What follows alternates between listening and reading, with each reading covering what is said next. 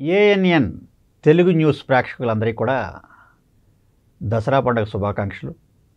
నా పేరు ఆదూరి దుర్గా నాగమోహన్ శర్మ. శ్రీ శ్రీ శ్రీ ద్వాదశ జ్యోతిర్లింగ దేవస్థానం ప్రధాన అర్చకునిగా పనిచేస్తున్నాను. నిత్యం కూడా సహస్ర గోత్రాలు చదువుతూ, నిత్యం ఏకాదశి రుద్రాభిషేకం చేస్తూ, స్వయం పాకం చేస్తూ 100 మందికి పైగా భోజనం పెట్టే అవకాశాన్ని ఆ భగవంతుడు నాకు కల్పించాడు. భక్తులందరూ కూడా నాకు సహకరిస్తూ, మా ఆలయ ప్రధాన వ్యవస్థాపక ధర్మకర్త గారు శ్రీ కుమ్మర కృష్ణ గారు కూడా నాకు తగినంతగా చక్కగా సహాయపడుతూ, నేను చేసే ఈ కార్యక్రమాన్ని విజయవంతంగా కొనసాగిస్తానికి ఆయన ఎంతో కూడా కృషి చేస్తూ ఉన్నారు. అందరూ కూడా వీలున్నప్పుడు మా దేవస్థానాన్ని ఒక్కసారి దర్శించి స్వామివారి యొక్క కృపా కరుణా కటాక్షాలు మీరందరూ కూడా పొందాలని అందరికీ కూడా పేరు పేరున ఆహ్వానం తెలియజేస్తూ, మనం ఈ దసరా పండుగ గురించి, పూజా విధానాన్ని గురించి మనం ఒక్కసారి తెలుసుకునే ప్రయత్నం చేద్దాం. హరి ఓం. శుక్లాం భరధరం విష్ణుం శశివర్ణం చతుర్భుజం ప్రసన్నవదనం ధ్యాయేత్ సర్వవిఘ్నోపశాంతయే. అగజానన పద్మార్గం గజాననమహర్నిశం అనేకదంతం భక్తానాం ఏకదంతముపాస్మహే. గురుబ్రహ్మా గురువిష్ణు గురుర్దేవో మహేశ్వరః గురుః సాక్షాత్ పరం బ్రహ్మ తస్మై శ్రీ గురవే నమః. చక్కగా అందరూ కూడా దీపారాధన చేసుకోవాలి. దీపత్వం బ్రహ్మరూపేషి జ్యోతిషాం ప్రభురవణయాం సౌభాగ్యం దేహి పుత్రాంచ సర్వాన్ కామనాశ్చ దేహిం. చక్కగా ఇలా మంత్రాన్ని చదువుకుంటూ దీపాన్ని వెలిగించాలి. అలాగే ఆ దీపపు కుందుకి చక్కగా బొట్లు పెట్టుకుని, అక్షంతలు అక్కడ పెట్టుకుని, చక్కగా పూలతోటి అలంకారం చేసుకోవాలి. దీపానికి నమస్కారం చేసుకోవాలి. తరువాత గంటను వాయించాలి.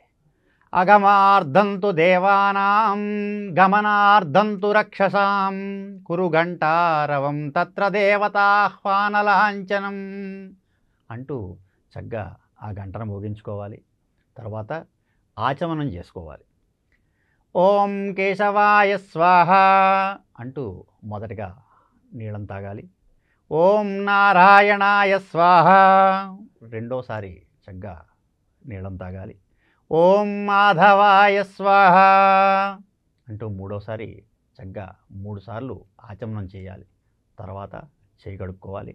ఓం గోవిందాయ నమః విష్ణవే నమః వామనాయ నమః మధుసూదనాయ నమః త్రివిక్రమాయ నమః శ్రీధరాయ నమః ఋషికేశాయ నమః పద్మనాభాయ నమః దామోదరాయ నమః సంకర్షణాయ నమః వాసుదేవాయ నమః ప్రద్యుమ్నాయ నమః అనిరుద్ధాయ నమః పురుషోత్తమాయ నమః అదోక్షజాయ నమః నారసింహాయ నమః అచ్యుతాయ నమః జనార్దనాయ నమః ఉపేంద్రాయ నమః హరయే నమః ఓం శ్రీకృష్ణాయ నమః అంటూ చక్కగా ఆచమనాన్ని ముగించి 2 అక్షంతలను చేతిలోకి తీసుకుని చక్కగా ఇలా వాసన చూసి ఇలా వెనక్కి వేసుకోవాలి. అక్కడ కూడా ఒక మంత్రం ఉంది. ఉత్తిష్టంతు భూత పిశాచ ఏతే భూమి బారక ఏతేషామ విరోధేన బ్రహ్మకర్మ సమారభేతు అంటూ చక్కగా అక్షంతలను వాసన చూసి వెనక్కి వేసుకోవాలి. తదుపరి ప్రాణాయామం చేసుకోవాలి. చక్కగా ఓం భోహం వసుహం అహోన్యనహోం దబహోంగం సత్యం ఓం తత్సత్విదుర్వరేణ్యం వర్గో దేవశ్చ ధీమహి ధియో యో నః ప్రచోదయాత్ అంటూ చక్కగా ఇలా ముక్కు మూసుకుంటూ ప్రాణాయామం చేసుకోవాలి. తరువాత సంకల్పం చెప్పుకోవాలి. ఓం మమ ఉపాతు దక్షేద్వారా శ్రీ మహాలక్ష్మీ ప్రీత్యర్థం శుభే శోభనే ముహూర్తే శ్రీ మహావిష్ణోరాజ్ఞాయ ప్రవర్తమానస్య ఆజ్య బ్రాహ్మణ దితిపదార్థే శ్వేతవరహాకల్పే వైవస్వతమంత్రే కలియుగే ప్రథంపాదే జంబూద్వీపే భరతవర్షే భరతఖండే మేరో దక్షిణ దిగ్భాగే శ్రీశైలస్య వాయు ప్రదేశే కృష్ణా గోదావరియోర్మధ్యప్రదేశే శుభే శోభనే స్వగృహే శుభనక్షత్రే సుమయోగే శుభకరణే ఏవం గుణ విశేషణ విశిష్టాయాం శుభదిదౌ అంటూ చక్కగా తిథి వారాలన్నీ కూడా చెప్పుకుంటూ ఆ రోజున ఏ నక్షత్రం అయితే ఉందో ఆ నక్షత్రాన్ని చెప్పుకోవాలి. శుభయోగే శుభకరణే ఏవం గుణ విశేషణ విశిష్టాయాం శుభదిదౌ అంటూ గోత్రాన్ని చెప్పుకోవాలి. శ్రీమాన్ శ్రీమత గోత్రస్య మీ పేరు చెప్పుకోవాలి. అస్మాకం అనుకుంటూ, సహకుటుంబానాం అనుకుంటూ, క్షేమ స్థైర్య ధైర్య విజయ అభయ ఆయురారోగ్య ఐశ్వర్యాభివృద్ధ్యర్థం ధర్మార్థ కామ మోక్ష చతుర్విధ పురుషార్థ ఫలసిద్ధ్యర్థం కనక వస్తు వాహనాది సమృద్ధ్యర్థం పుత్రపౌత్రాభివృద్ధ్యర్థం సర్వాభీష్టసిద్ధ్యర్థం సకల కార్య విఘ్న నివారణార్థం సత్సంతాన సిద్ధ్యర్థం పుత్రపుత్రిగా సర్వతోముఖాభివృద్ధ్యర్థం ఇష్టకామ్యార్థ సిద్ధ్యర్థం సర్వదేవత స్వరూపిణి శ్రీ దుర్గాంబికా ప్రీత్యర్థం యావశక్తి ధ్యానవాహనాది షోడశోపచార పూజాం కరిష్యే అంటూ చక్కగా ఆ పల్లెంలో నీళ్లు వదలాలి. ఇప్పుడు కలిశాన్ని పెట్టుకుని చక్కగా కలిసి పూజ చేసుకోవాలి. కలిశస్య ముఖే విష్ణో కంఠే రుద్రసమాశ్రిత మూలే తత్ర స్థితో బ్రహ్మ మధ్యే మాతృగణాః శ్రుతాః కుక్షౌ తు సాగరా సర్వే సప్తదీపావసుందర ఋగ్వేదోద యజుర్వేద సామవేదో అదరణః అంగైశ్చ సహితాః సర్వే కలిశాంబు సమాశ్రితాః అంటూ కలిశానికి చక్కగా పూజ చేసుకోవాలి. గంధాన్ని కుంకుమ బొట్లు పెట్టి పుష్పాలతో అలంకరించుకోవాలి. ఆ కలిశ పాత్రపై చక్కగా కుడి చేతి అరచేయిని ఉంచి ఈ క్రింది మంత్రాన్ని ఇప్పుడు నేను ఏదైతే చెప్తున్నానో ఆ మంత్రాన్ని కూడా జపించుకోవాలి. ఒక పుష్పాన్ని దాంట్లో పెట్టి దాంట్లో చెయ్యిని మూతపెట్టి గంగే చ యమునే చైవ గోదావరి సరస్వతి నర్మదే సింధు కావేరీ జలైష్మిన్ సన్నిధం కురు అయాంతు దేవ పూజార్థం మమ దుర్దక్షయకారకాః అంటూ ఆ పుష్పాన్ని తీసుకుని ఆ నీళ్ళని ఆ పూజా ద్రవ్యాలన్నింటి మీద కూడా చల్లుకోవాలి. కలశోదకేన పూజా ద్రవ్యాణి దైవమాత్మానాంచ సంప్రోక్షః అంటూ మన మీద కూడా ఆ నీళ్ళని చల్లుకోవాలి. అక్కడే మనం వినాయకుడిని చేసుకోవాలి. పసుపుతో వినాయకుడిని చేసుకుని అక్కడ మంత్రాన్ని చదువుకోవాలి.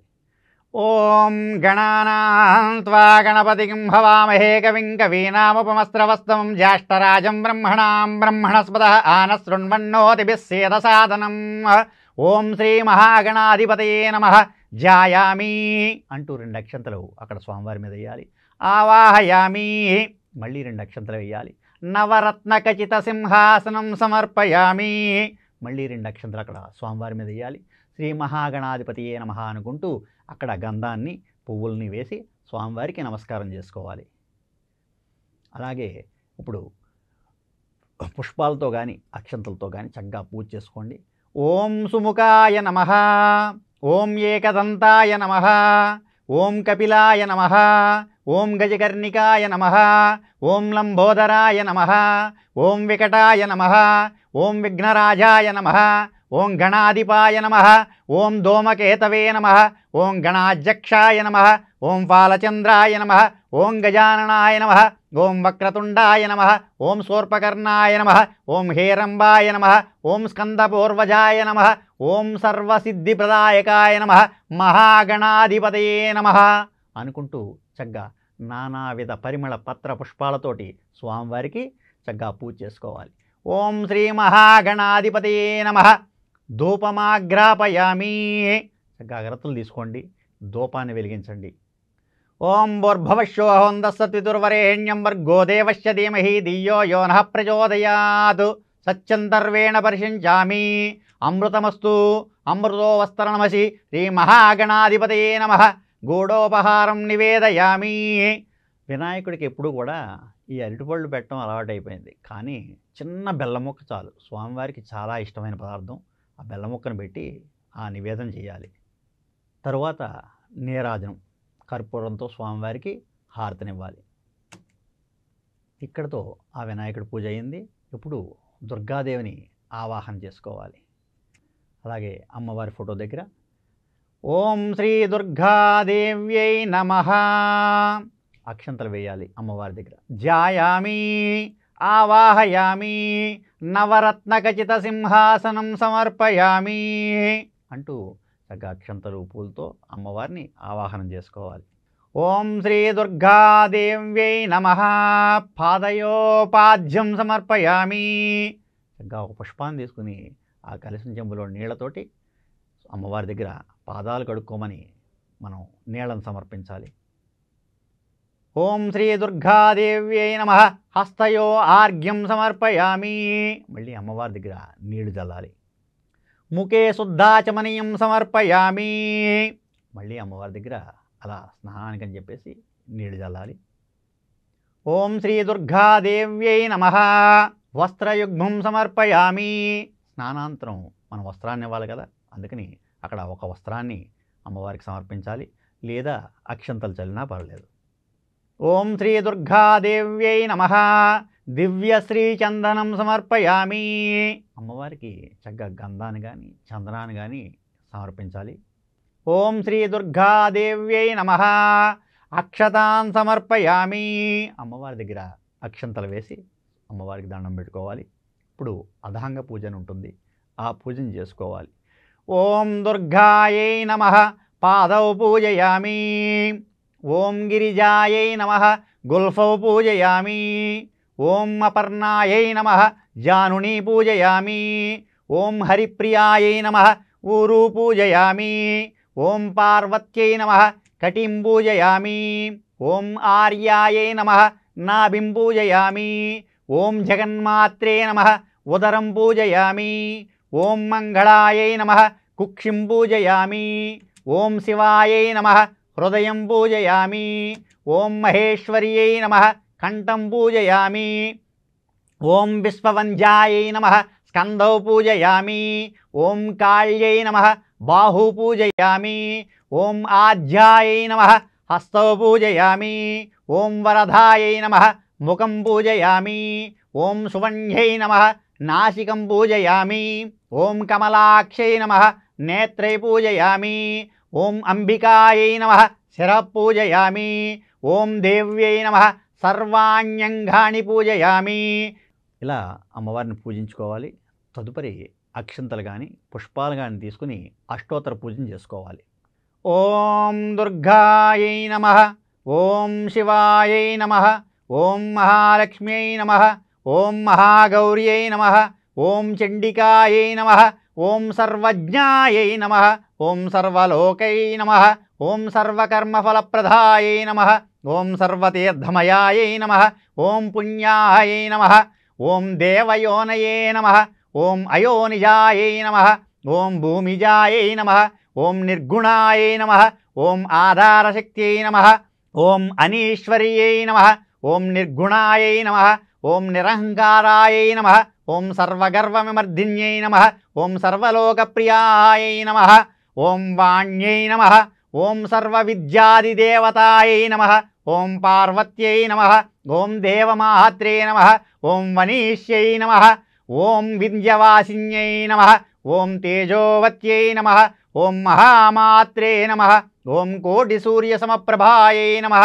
ఓం దేవతాయై నమః. ఓం వహ్నిరూపాయై నమః. ఓం సతేజసే నమః. ఓం వర్ణరూపిణ్యై నమః. ఓం గణాశ్రయాయై నమః. ఓం గుణమజ్జాయై నమః. ఓం గుణత్రయా విమర్జితాయై నమః. ఓం కర్మజ్ఞానప్రదాయై నమః. ఓం కాంతాయై నమః. ఓం సర్వసంహారకారిణ్యై నమః. ఓం ధర్మజ్ఞానాయై నమః. ఓం ధర్మనిష్టాయై నమః. ఓం సర్వకర్మ వివర్జితాయై నమః. ఓం కామాక్షై నమః. ఓం కామసంహాత్యై నమః. ఓం కామక్రోధ వివర్జితాయై నమః. ఓం శాంకర్యై నమః. ఓం శాంభవ్యై నమః. ఓం శాంతాయై నమః. ఓం చంద్రసూర్యలోచనాయై నమః. ఓం సుజయాయై నమః. ఓం జయాయై నమః. ఓం భూమిష్టాయై నమః. ఓం జాహ్నవ్యై నమః. ఓం జనపూజితాయై నమః. ఓం శాస్త్రర్యాయై నమః. ఓం దుర్గాయై నమః. ఓం శాస్త్రమాయాయై నమః. ఓం నిత్యాయై నమః. ఓం శుభాయై నమః. ఓం శుభప్రదాయై నమః. ఓం చంద్రార్ధమస్తకాయై నమః. ఓం భారత్యై నమః. ఓం భ్రామర్త్యై నమః. ఓం కల్పాయై నమః. ఓం కరాళ్యై నమః. ఓం కృష్ణపింగళాయై నమః. ఓం బ్రాహ్మే నమః. ఓం నారాయణ్యై నమః. ఓం రౌద్రర్యై నమః. ఓం చంద్రామృతపరివృతాయై నమః. ఓం జ్యేష్ఠాయై నమః. ఓం ఇందిరాయై నమః. ఓం మహామాయాయై నమః. ఓం జగష్టాధికారిణ్యై నమః. ఓం బ్రహ్మాండకోటి సంస్థానాయై నమః. ఓం కామిన్యై నమః. ఓం కమలాయై నమః. ఓం కాంత్యాయన్యై నమః. ఓం కాళాతీతాయై నమః. ఓం కాళసంహారకారిణ్యై నమః. ఓం యోగనిష్టాయై నమః. ఓం యోగిగమ్యాయై నమః. ఓం తపస్విన్యై నమః. ఓం జ్ఞానరూపాయై నమః. ఓం నిరాకారాయై నమః. ఓం భక్తాభీష్టఫలప్రదాయై నమః. ఓం భూతాత్మికాయై నమః. ఓం భూతమాత్రే నమః. ఓం భూతేశాయై నమః. ఓం భూతదారిణ్యై నమః. ఓం స్వధానారిమజ్జగతాయై నమః. ఓం షడాదారి పత్తిన్యై నమః. ఓం మోహితాయై నమః. ఓం శుభ్రాయై నమః. ఓం సూక్ష్మాయై నమః. ఓం మాత్రాయై నమః. ఓం దుర్గాయై నమః. ఓం నిరారసాయై నమః. ఓం నిమగ్నాయై నమః. ఓం నీలసంకాశాయై నమః. ఓం నిత్యానందాయై నమః. ఓం హరాయై నమః. ఓం పరాయై నమః. ఓం సర్వజ్ఞానప్రదాయై నమః. ఓం ఆనందాయై నమః. ఓం సత్యాయై నమః. ఓం దుర్లభరూపిణ్యై నమః. ఓం సర్వసత్యై నమః. ఓం సర్వగత్యాయై నమః. ఓం సర్వాభీష్టప్రదాయిన్యై నమః. ఓం దుర్గాయై నమః. అక్కడ ఏ రోజుకి ఆ రోజు చక్కగా ఇలా అష్టోత్తర పూజ ఏ అమ్మవారిదైతే అలంకారం ఉంటుందో ఆ అవతారాన్ని పూజిస్తారో ఆ రోజు ఆ దేవి అష్టోత్తరాన్ని చక్కగా చదువుకుంటూ పుష్పాలతో కానీ అక్షంతలతో కానీ చక్కగా ఇలా పూజ చేసుకోవాలి. ఇలా మొదటి రోజు పూజని మనం బాలా త్రిపుర సుందరీదేవిగా మనం అలంకారం చేసుకుంటాం. అలాగే రెండో రోజున గాయత్రీదేవిగా అలంకారం చేసుకుంటాం. మూడో రోజున అన్నపూర్ణాదేవిగా మనం అలంకారం చేసుకుంటాం. నాలుగో రోజున శ్రీ లలితా త్రిపుర సుందరీదేవిగా మనం అలంకరించుకుంటాం.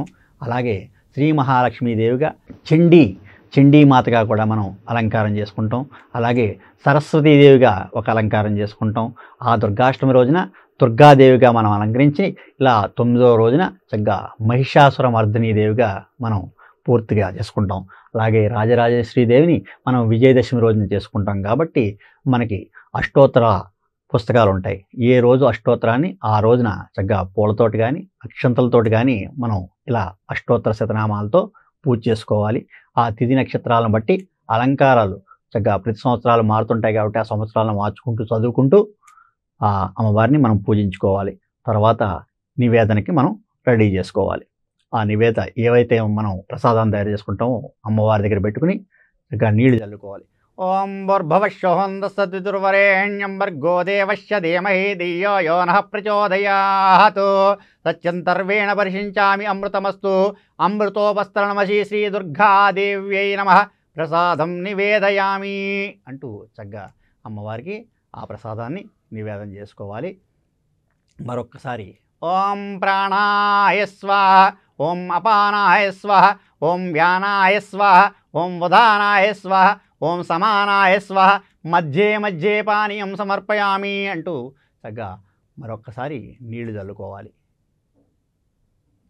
తర్వాత తాంబూలాన్ని పెట్టుకోవాలి అక్కడ అమ్మవారి దగ్గర. తాంబూలం సమర్పయామి. తర్వాత నీరాజనం అమ్మవారికి చక్కగా నీరాజనం హారతినివ్వాలి. కర్పూరాన్ని వెలిగించి అమ్మవారికి చక్కగా చూపిస్తూ ఆ కర్పూర హారతిని మనం కూడా కళ్ళకు అద్దుకోవాలి. ఇలా శ్రీ దుర్గాదేవి అయిన నమః అనుకుంటూ సువర్ణ మంత్ర పుష్పం సమర్పయామి అనుకుంటూ చక్కగా 2 అక్షంతలను అక్కడ వదలాలి. అలాగే ప్రదక్షిణ నమస్కారం చేసుకోవాలి. అక్కడే చక్కగా ప్రదక్షిణం చేసుకుని అమ్మవారిని పూజించుకోవాలి. ఆ పూజానంతరం చక్కగా అమ్మవారి దగ్గర ఉన్న అక్షంతలను తల మీద వేసుకుని అమ్మవారికి మీ మనసులో కోరికని ఒక్కసారి చెప్పుకొని ఇలా ప్రతినిత్యం కూడా ప్రార్థన చేసుకుంటూ ఉండాలి. అమ్మవారిని కనుక నమ్మారా ఆవిడిచ్చే ఆస్తులు పాస్తులు వెలకట్లేనివి. అందరూ కూడా డబ్బు కోసం చేస్తుంటారు. డబ్బు అనేది ఇక్కడ ఎక్కడా కూడా చెప్పబడలేదు.